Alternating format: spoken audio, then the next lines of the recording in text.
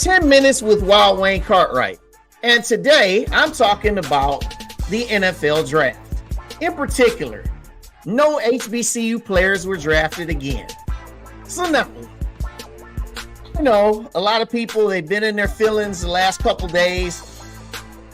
We've seen some people make some comments talking about, oh, this is bias against HBCUs. We've seen some people say, hey, our football just isn't a good brand of football. Seen all those different things that people have had to say, right? And your opinion is your opinion. My opinion is that I've kind of grown to not expect anything. And the reason why I say that is that this is not just a last few years type of thing. You know, this has been pretty much going on for parts of 2, maybe even 3 decades, where players hadn't been getting drafted on at all, or you might see 1 or 2. You know, now we know we talk about like the 70s, 60s, and 70s, even in the 80s, where players are getting drafted all the time. You know, things have changed since then. You've got bigger monies where players are being offered to go. What I mean by African-American players are being offered huge sums of money. They're being wooed to these big programs that are on television every single week, where players are being drafted in regularity. You know, and as families, parents, and even high school coaches, you know, that means something to those guys. And so that's what we have. And so when I don't see our players being drafted, it's not for the matter of that they're not getting opportunities to be seen, because you got their own combine. They have an HBCU Legacy Bowl.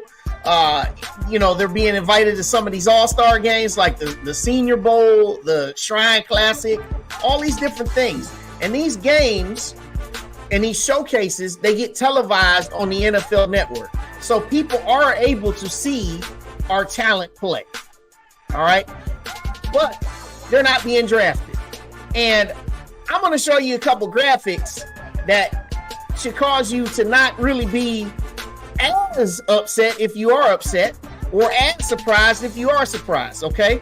So when you look at the FCS, all right, for example, Football Championship Subdivision, this is the level of football that the SWAC and also the MEAC, they play on. All right. Now, only 12 players out of 257 picks were selected from the FCS. All right. Now, just look at the Missouri Valley for a second. 4 players from the Missouri Valley. Now, these are teams that are dominating FCS. South Dakota State has gone back to back. Okay. They're in this league. All right. North Dakota State, they had an 8 out of 10 year run winning the championship. They're in this league. Perennial teams like Youngstown State, South Dakota, they're in this league, and only 4 players got picked from this league, with the highest level of football being played in the Football Championship Subdivision from the Valley Conference, okay? And you see the onesies and the twosies as you go down the list. So just 12 players were drafted just inside of our own subdivision, okay? But now my man Stanley Beckman takes it a little bit further. In total, there were 19 group of 5 players picked, okay? Only 19, and that's on the bowl subdivision, okay? 19 the group of 5. We're talking about Sun Belt, American, Mountain West, and Conference USA, okay? These are some really, really good players that play in these group of 5 leagues. Many of them are playing on are starters in the NFL right now. Only 19 of those players got picked. Okay, the aforementioned FCS players. But then you got 3 players from international. All right, there was somebody that got picked from England. Okay, you got somebody picked from Canada. Right, there was 1 Division II player, period, out of all of it. And then obviously no Division III players. Okay, so you look at this just shows you that it's really being heavily focused towards the bigger Power 5, which is now basically Power 4 with the Pac-12 going away. But this is basically showing you the bias has shifted. The focus has shifted to the bigger schools, okay? Last year, Group of 5 had 36. So that number went down. FCS pretty much stayed the same. One HBCU player with Isaiah Bolin from Jackson State. And then you had 2 Division II picks.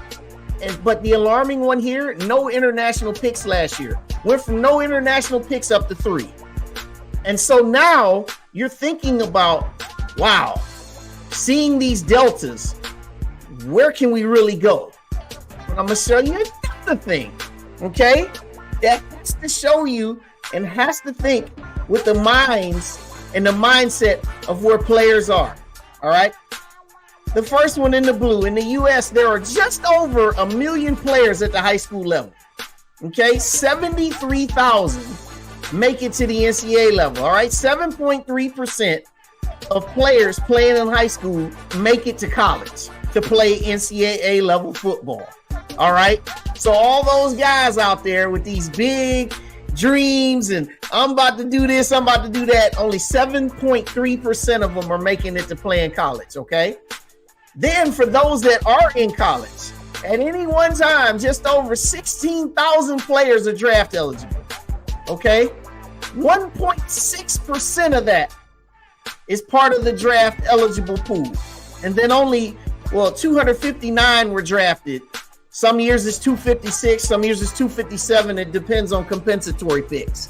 But the fact of the matter is that just over 250 players are only being drafted out of 16,000.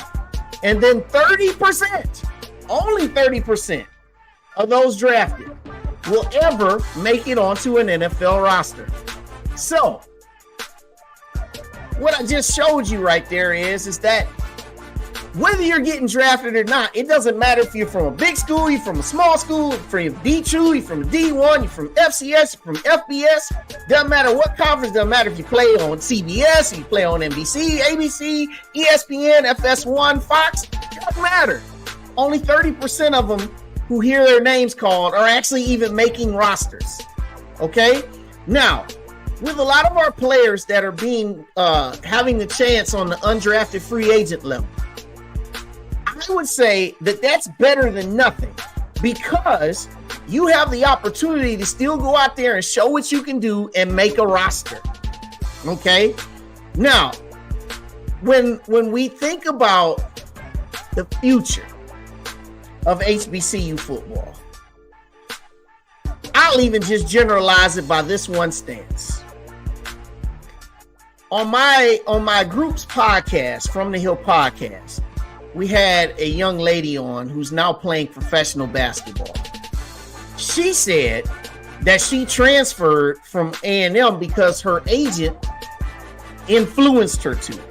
And the message to her is that you stand a much greater chance to be drafted by not playing at an HBCU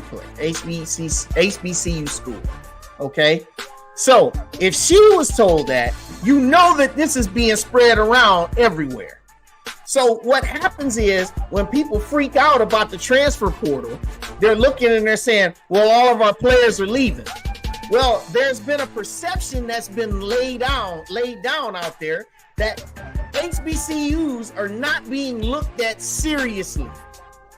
All of these things that you're seeing on television with Legacy Bowl, with Combine for HBCUs, I've never really taken it serious because it's never really, to this point, transferred to the bigger success that a lot of us thought it might.